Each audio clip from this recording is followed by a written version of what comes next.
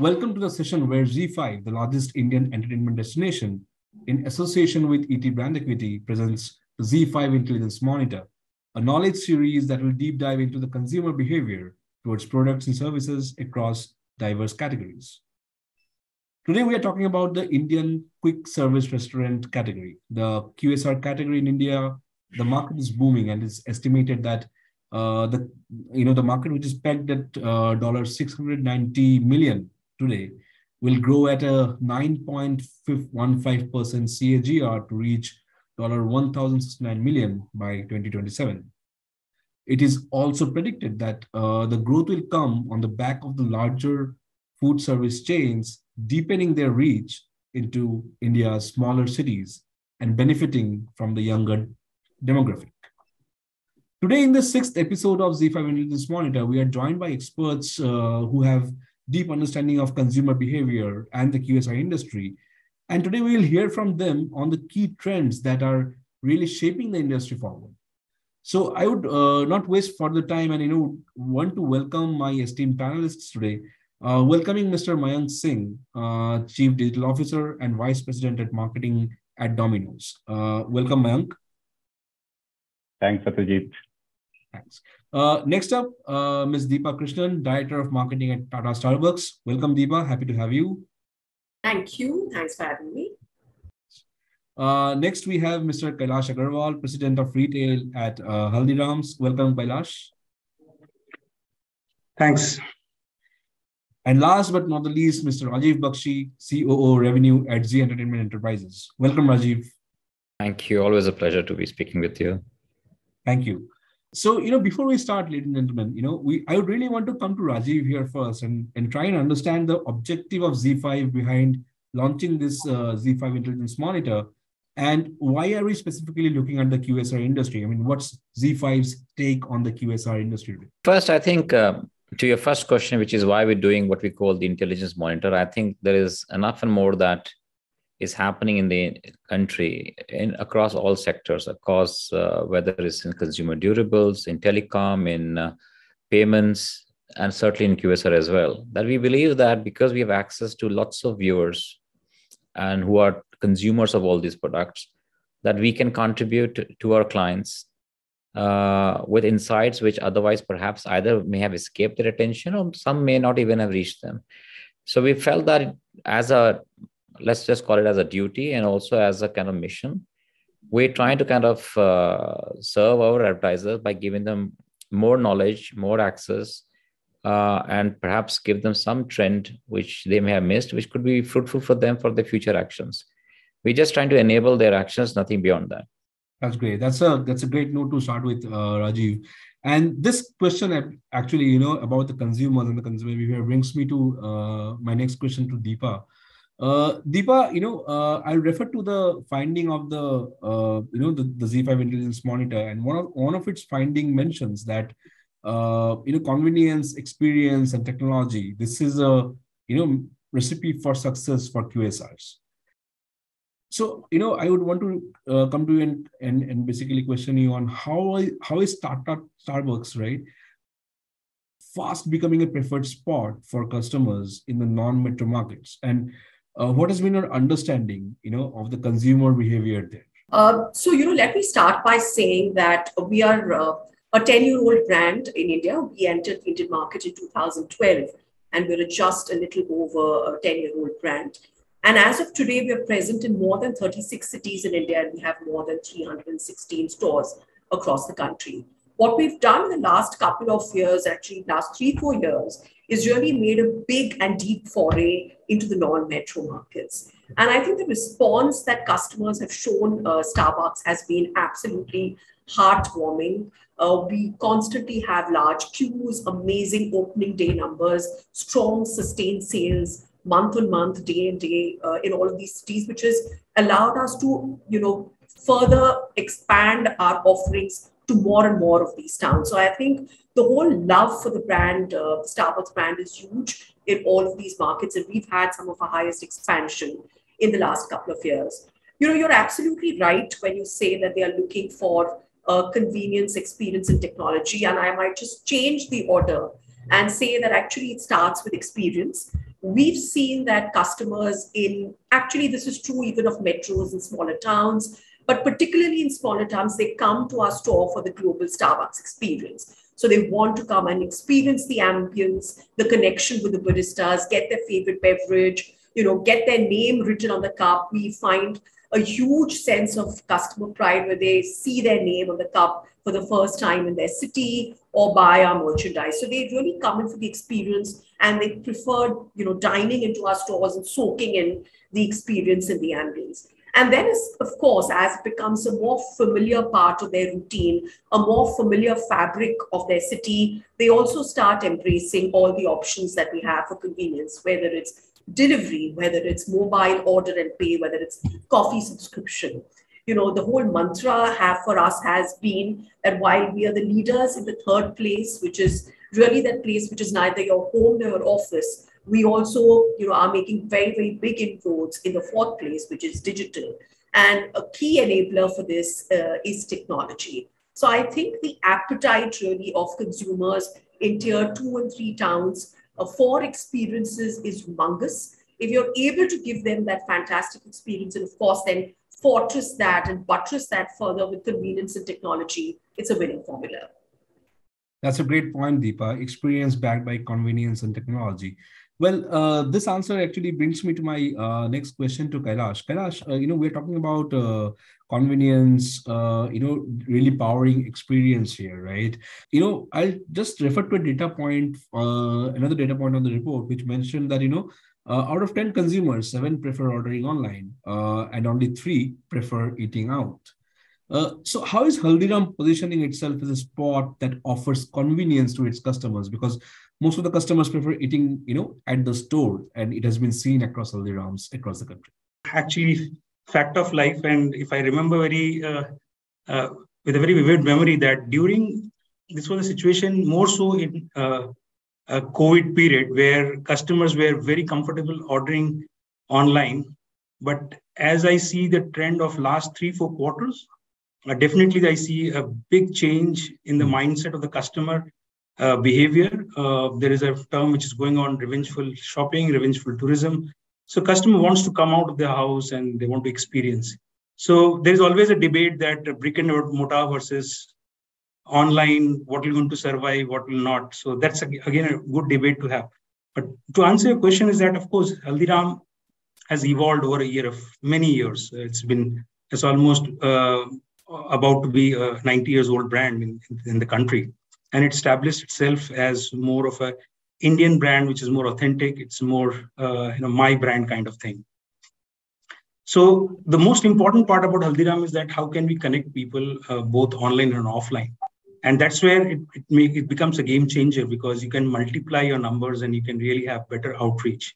So, of course, there are hyperlocals, which is already working. It's making a lot of, head turns, especially when come up with Haldiram products. But we are cognizant that we have to make a lot of changes within our system to have a better penetration and reach. And hence, we are launching very soon the D2C channel and our own app so that at least we have a big, wider range other than, of course, having a restaurant which is in the right place, right location, be it neighborhood stores, be it in a high catchment area or maybe in a high footfall area. So it's a blend of things which works together. There's no one single formula which can tap both your online and offline customer. But I think Haldiram has a very, very clear mindset that both are important and both has to be catered with the same enthusiasm. Thank you, Kailash, for your inputs. Mayank, this brings me to you. Domino's is one of the most revered names in the QSR industry. And, this obviously, brings me to the question where a lot of our viewers would love to understand when it comes to convenience, what are the kind of customer expectations that you face day in and day out? And how do you think, convenience is playing a key role in your growth in your respective markets? Well, first of all, hello and namaste to all the listeners of ZEE5 Intelligence Monitor.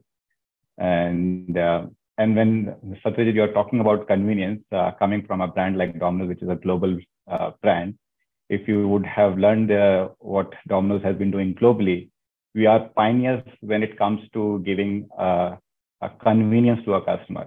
Right. And that's not something new that Domino's has been doing. It's been globally. The delivery as a business started, and Domino's made a name to it with 30 minutes guarantee. Even these are the jargons being used in some of the Bollywood movies, if you would know. And that has been the key and the centric point, and that is happening because of the investment that Domino's does into the technology piece to it.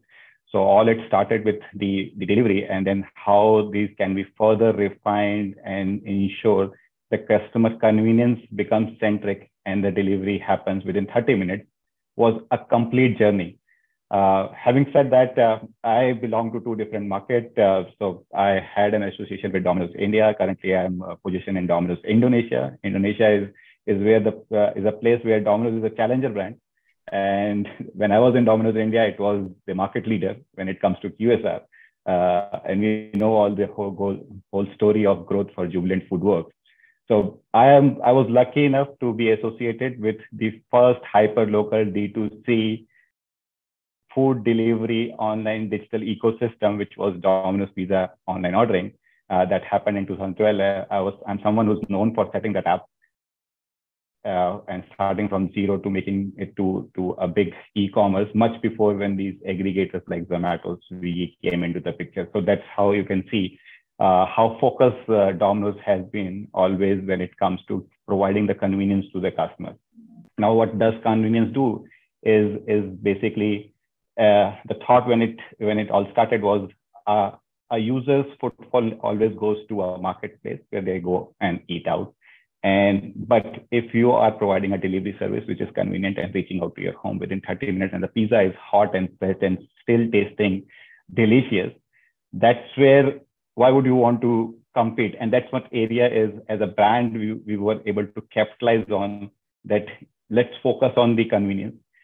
Sitting out is one of the areas we will be keep competing with the other brands. But when we focus on the convenience, we are actually creating a new channel, which became delivery as a channel, which now after pandemic, most of the QSR brands started talking about that how it is important to be convenient to the consumer because they are not able to come out. So how can we reach them out?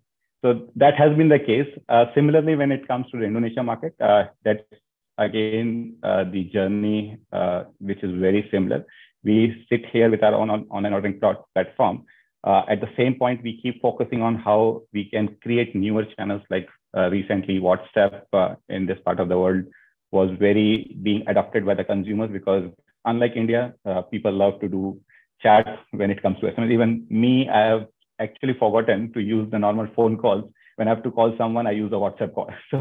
So that's a complete behavioral change. And that's where we thought of when a transaction is happening, when a conversation is happening on a platform like WhatsApp, why can't a commerce can happen? And we came up with social commerce and started building a bot to ensure that how convenient we could be in terms of reaching out to customer, and it increases a new sales channel for the brand.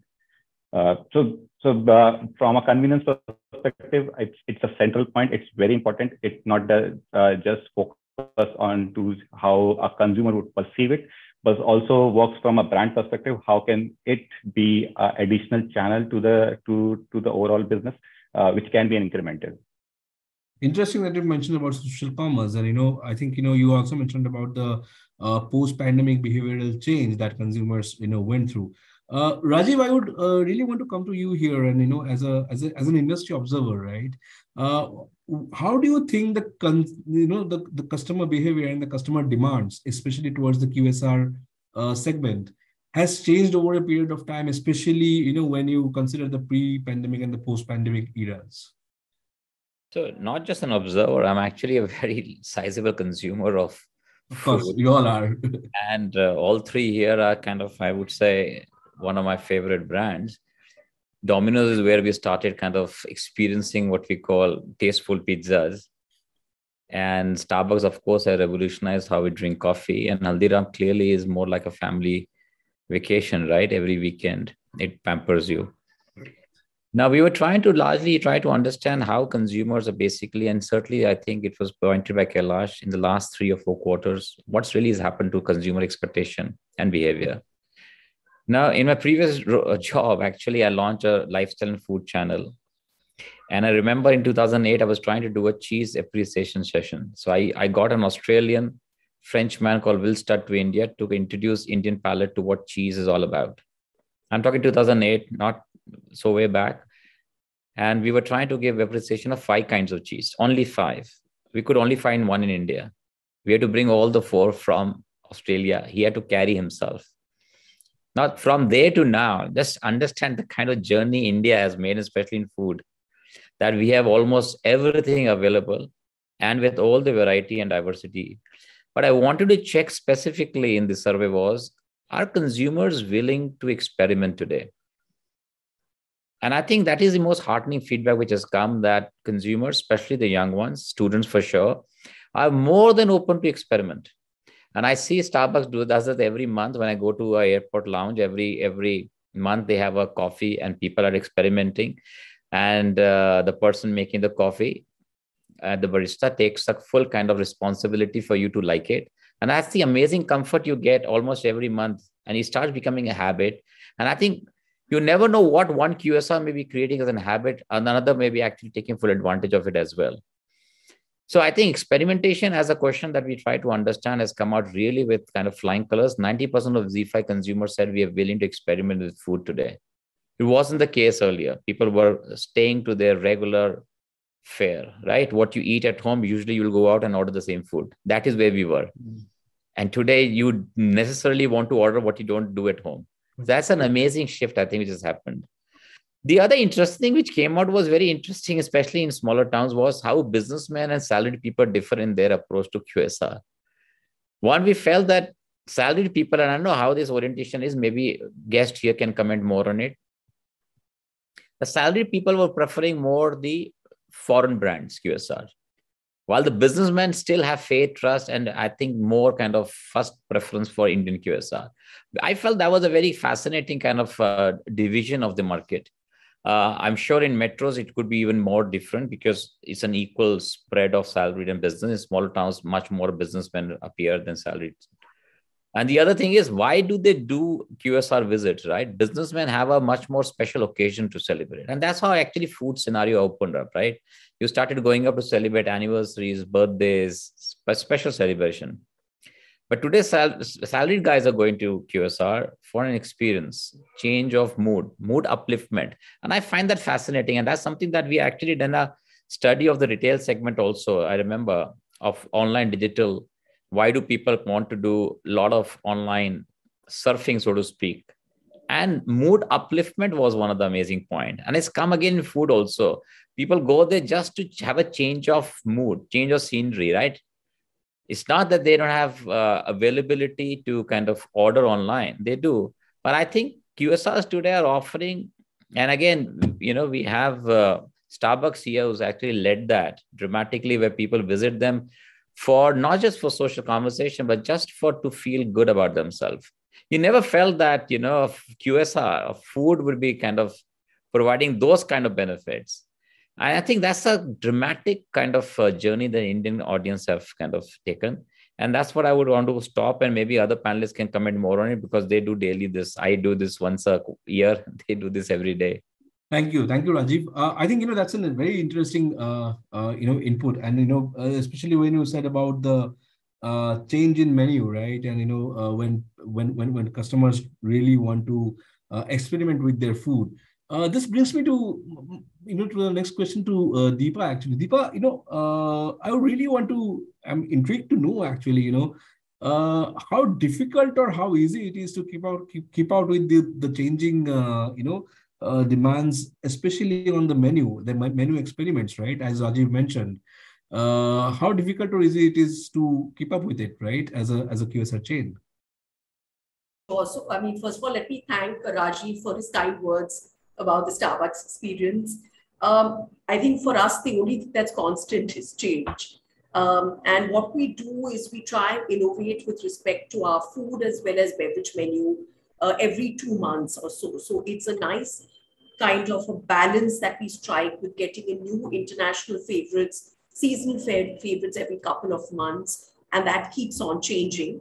What we also change from the point of food is it changes in 2-3 ways. One is we have seasonal offers, we have regional offers, and we have store format offers. So let me talk about each of these. Seasonal are more or less simple. So for example, some of the key seasons and occasions for buying, whether it's Valentine's, Diwali, Christmas, etc. We of course innovate our menu. But today, and this also leads me to the first point that you made with respect to tier 2 towns and the whole the regional variation of the Indian market, right? It's very important to also innovate at a regional level. So what may work in, let's say, a Mumbai may not work in a Kolkata or not work in a Bhubaneswar or a Siliguri. So one needs to keep in mind a regional variation as well. And the third variation that we do is, for example, with respect to store format or a catchment or a cluster. So we will go down to cluster variation.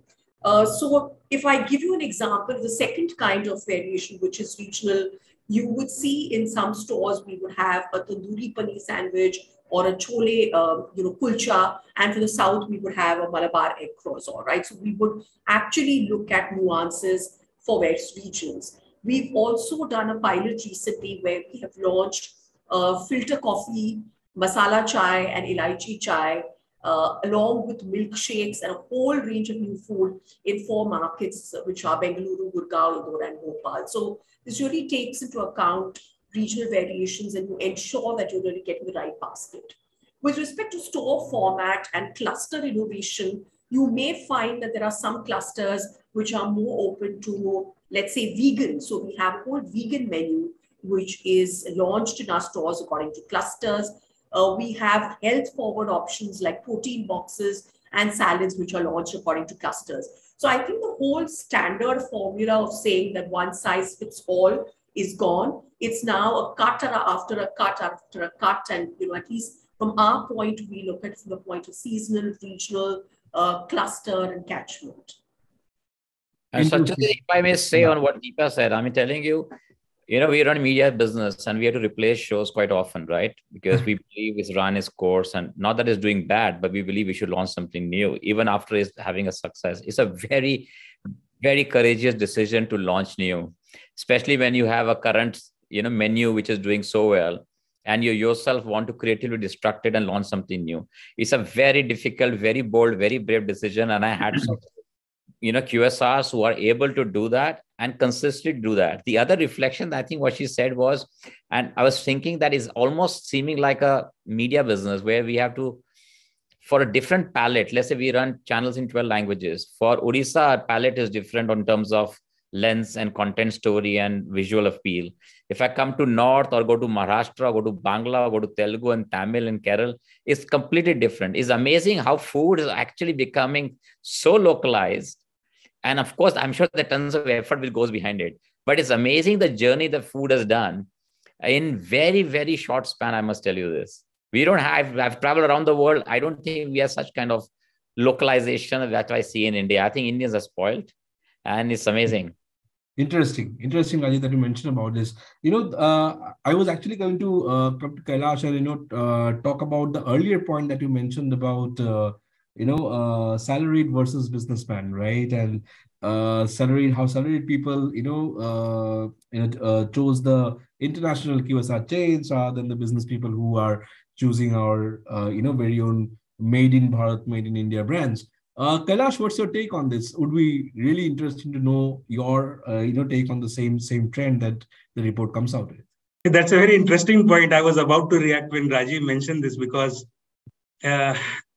almost spending 25 years with McDonald's, a well-established multinational, then coming to an Indian multinational, and hearing this comment is a very, very different perspective altogether.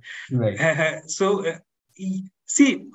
Let me tell you that QSR is all about quick check-in and check-out. I think when we cut across all segments, salaried versus businessman, I think very few research have ever thrown this data.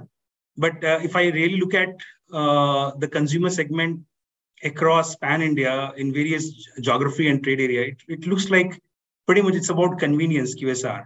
And if people have time and they want to really go and spend good time, that's where they prefer to go with the fine dine kind of concept. But when people say that, yeah, let's get in and get out fast, definitely the first thing is QSR, and which can be both Western and Indian QSR. That's a further subset of a QSR brand. A second part about this comment is that pretty much it also depends upon what kind of spending propensity you have. Because I have seen Delhi, within Delhi, many trade areas. If you look at, please pardon me if any of you are staying in those part of the area, but no offense meant for that. But if you look at certain part of the Delhi, the consumer behaves very, very differently because of their own demographic. Some are more, fond of exploratory thing. They would like to, visit every time to new property, new what's coming new and things like that within the QSR segment, within the fine dine restaurants. So maybe it's difficult to say yes or no about salary versus business class.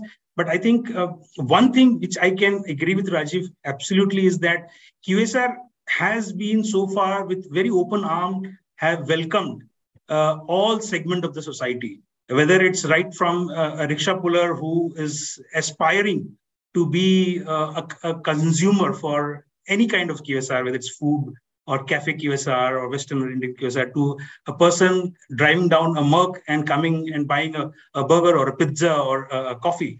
So that's one thing which has been very, very clear. And that's a big tick for QSR as compared to the fine dine, where you are only restricted with certain segment of the society. So that's one thing very interesting about QSR. And that's what you see, that so many QSR brands, homegrown, internationally, are mushrooming all around. So definitely the future is QSR. There's a larger mass, which is more, happy to be part of QSR. And of course, it's also changing because of, again, high increase segment of SEC A or A++. QSR will be definitely a future. And I think every QSR is trying to make a lot of effort. The discussion which Deepa has made, that regional preference is also very, very relevant in today's age and time. India is known that every 100 kilometers you travel, the taste of water and taste of food and the language keep changing. And I think a lot of marketing folks have picked up very nicely and embraced it.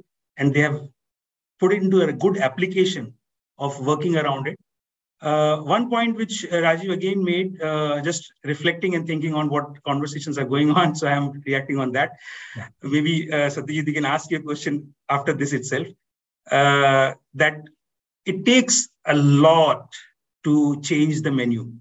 And no one better than me can understand, because a family-driven business, a promoter-driven business, and to tell them that time to rationalize your menu, which is so close to the heart. You tell them you are dealing with more than 1,300 SKUs. Variety is variety. It's all over. And customer loves it. Let me tell you that. It's not that customer doesn't love that. Mm-hmm. But still, you have to keep revolving.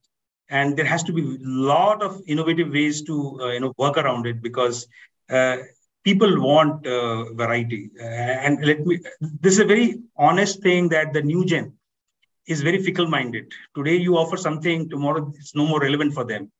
It's pretty much like mobile phone. Same is like that. You might like certain brand of food for maybe a couple of visits, and after that you're done with it. And you start talking, ab wo maza nahi hai. Let's try something else. And that is where what I think a lot of brands are working relentlessly to keep doing menu engineering and bringing up new products. That's where I think it's a game changer. Correct. Very interesting points, and thank you for bringing us. Satyajit, if I can come in, and Kailash says a very important thing. To my mind, I think it is consumer privilege and right to be different, to be diverse, and to keep changing. I think it is their privilege, and we have to respect and accept that.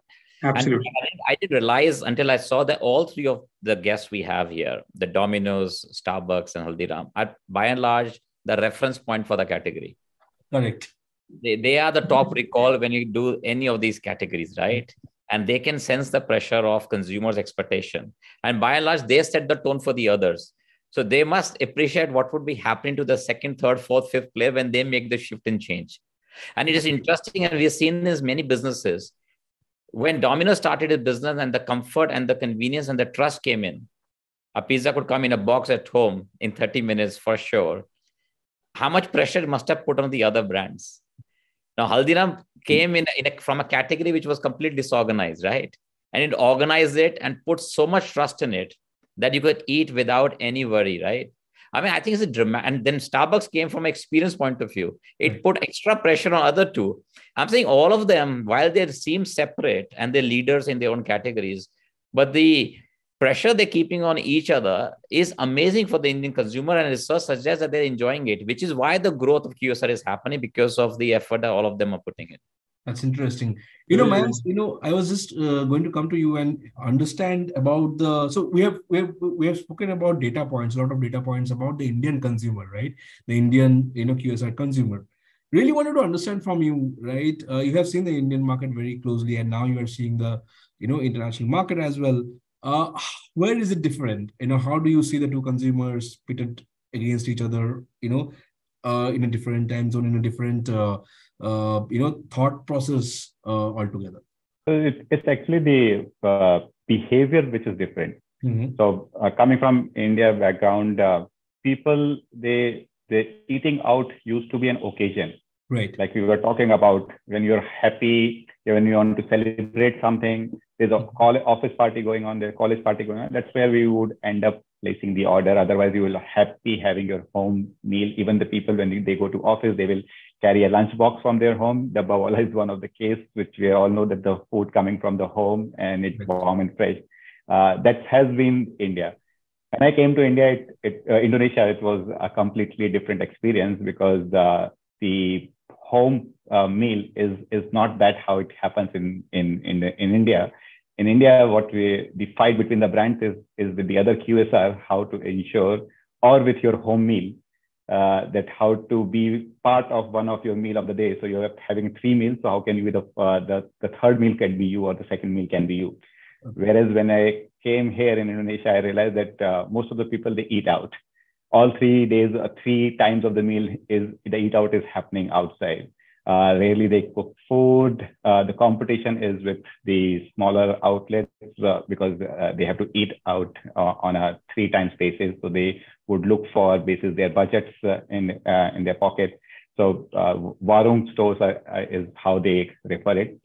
So your competition is more with the QSR and not with your home meal. That's a completely different scenario when it comes to Indonesia. So how can you be part of all the 3 meals is what you would be focusing on, rather than 1 meal of the day. And that's what makes a completely different understanding. So occasion is still there, because Domino's in Indonesia is a challenger brand. It's not like how it was in India, being the market leader. Being a challenger brand and not being the like when I was part of Domino's India, it had its own journey of a very long time where the behavioral creation was happening. People were shifting from normal eat out to a pizza, and they were trying to accept it. I still remember when I was when I was a project leader in one of the projects, and I wanted to throw a party to my team, and actually I ended up ordering pizzas for them. So one of the team member who was from Tier 2 city, Rohtak, he was there, and he came to me, sir, ye kya double roti manga diya? The dal roti would have been better. So that is the behavioral change which has already happened in India. If you see, people are now focusing more on the QSR meal. The adoption is there. Here, again, the similar story. People love eating fried chicken and rice more. If you see the QSR in here, like McDonald's, Burger King, in their own menu, the fried chicken and rice is one which is sold most compared to a burger, because they have adopted to the behavior of the market, and they have as a QSR, they are adopted to what the people of the country is willing to spend more as their favorite meal. Domino's do have chicken and rice, but our focus is still largely on pizza because what we believe is that the pizza is our main product. And if suppose a family gathering is happening and they don't want to order from multiple locations, then at least if someone still wants to do a chicken and rice, so it should be part of your menu so that you don't miss those opportunities. And coming back to the localization of food is actually there. That's a core ingredient. I'll give you a small example. The cheese burst is very famous in India, and I'm sure that most of the panelists would have also tried it. Now, the cheese burst cheese that is being used, it is little on the saltier side when it comes to India. But if you try the cheese burst pizza in Indonesia, it's little on a sweeter side. That's how the food, the taste palette is different when it's coming to an Indonesian market. So as a brand, as a QSR, when you launch these products into the market, it goes through a consumer testing. And if the results are not in place, the product doesn't launch. So if someone has to ask me, are you willing to provide so many options to your consumers, so many SKUs? I think the manageability of those SKUs becomes difficult. And not just difficult, the supply chain becomes an issue. I'm sitting out of an island country, ensuring the same taste on different island procurement and it reaching out to store, then to the consumer's desk is going to be a nightmare. That's where we had to make choices, had to have limited SKUs. At the same time, the refreshment becomes very important. Now, why these refreshments are there, it's just to create that excitement in the brand is there. If I have to do the new consumer acquisition, of course, these new launches comes into the play, which will help me to acquire new consumers so that it would start with the newer one, then they end up shifting to the regular ones. That's how one can think of. But it also acts as a building your own brand, ensuring you are always on the top of the mind of the consumer when you are launching something new, be it a pizza which is not meat but a veg meat kind of category. A pizza, it's difficult still to make a vegan pizza because the cheese is still the core part to it. But a vegan meat pizzas is what we have launched, and it's again to ensure there's a buzz, there's a top of mind on the consumer front. Plus, there is a refreshment and excitement that retains in the brand. Very interesting, man. Panelists, as we are very close to, towards our show time today, I really want to come to Rajiv here. Rajiv, we have all heard about the anecdotes about the customer choices, how they're different, and how really rationalizing of menu is also one of those things that the QSR chains are invested on. As an OTT player, right? Where do you see ZEE5, really helping all our brands here in their journey to growth, right? And journey to growth both nationally and internationally, as well as regionally. See, what ZEE5 typically offers is basically now to the world's move to digital. So in case you were to reach and taking a cue from what Deepa was saying, let's say she wants to reach out to only consumers in Bhubaneswar and she has a particular new launch to happen. And ZEE5 has audience in Bhubaneswar and only she wants to target them through a protagonist or influencer which comes on the channel. I'm saying the entire funnel to kind of access, influence, and convert is available today on ZEE5 at a very local level, which perhaps, and we run a bigger business of TV, is not as fluid, right? Digital allows that fluidity, agility, and experimentation ability. And I think that's where ZEE5 typically comes in to reach out to any kind of cohort that you may want to reach out to. I mean, if Haldiram just wants to reach to a businessman in, let's say, Agra, there is a possibility of just targeting those people. And Haldiram can easily just talk to the businessman only in Agra, or otherwise want to test market a new product with another category, let's say Deep South. They can do that on our Telugu, Tamil, Kannada, Kerala, and other feeds. So these options are basically is the kind of the permutation and combination which ZEE5 today offers. Thanks to what digital is expanding and growing, and also because of affinity that we enjoy and trust we enjoy with consumers, because eventually it's a Z customer associated with us for the last 2-3 decades.